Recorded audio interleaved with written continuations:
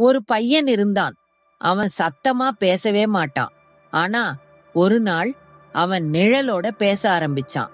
அந்த நிழல் சொன்ன ஒரு வார்த்தை தான் அவன் வாழ்க்கையே மாத்தி வச்சது. நம்பிக்கையா இருங்க, இது கற்பனை இல்ல, இது உங்க கதையா இருக்கலாம். அருண் ஒரு சின்ன கிராமத்துல இருந்தான். அவன் படிப்பு நல்லதுதான். ஆனா அவனோட மிகப்பெரிய எதிரி அவனுக்குள்ள இருந்த பயம். வீட்டுக்குள்ள இருந்தா மட்டும்தான் அமைதியா இருப்பான். புறம வந்து யாராச்சும் பேசினா கண்ண திணறும், குரல் நடுங்கும். வெட்கம் அவனோட நிழலா பின்னி பிடிச்சிருந்தது. ஒரு நாள் பள்ளிக்கூடத்துல ஒரு பேச்சு போட்டி நடந்துச்சு. ஆசிரியர், அருண், இப்ப நீயும் பேசணும். அவன் முழுசா உறைஞ்சிட்டான். எல்லாரும் அவனை பார்த்து சிரிச்சாங்க. அந்த நாள் அவனுக்கு தாலாட்டுல தான் இருந்தது.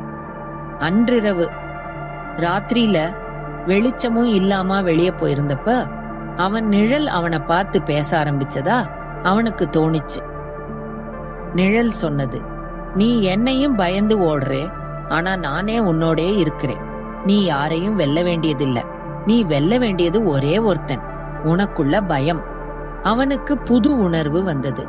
நிஜமாவே நான் ஏன் பயப்படுறேன்? என்ன நடக்கும்? சிரிச்சா சிரிக்கட்டும்.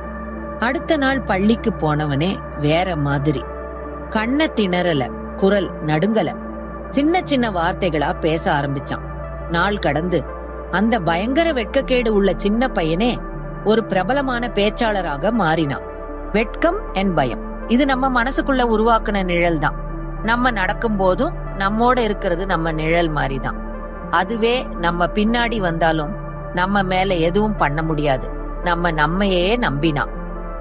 நம்ம பயத்தையும் வெட்கத்தையும் வெல்லணும்னா வெளிய உலகத்தை களைய வேண்டியதில்ல. உங்க உள்ளக குரலை கேளுங்க. இந்த கதையா உங்க நண்பர்களோட ஷேர் பண்ணுங்க. நீங்களும் வெட்கமில்லாம பேசணும்னா காமெண்ட்ல ஃபியர்லெஸ்னு டைப் பண்ணுங்க. நெக்ஸ்ட் வீடியோல உங்களுக்கு மோட்டிவேஷன் காத்திருக்கு.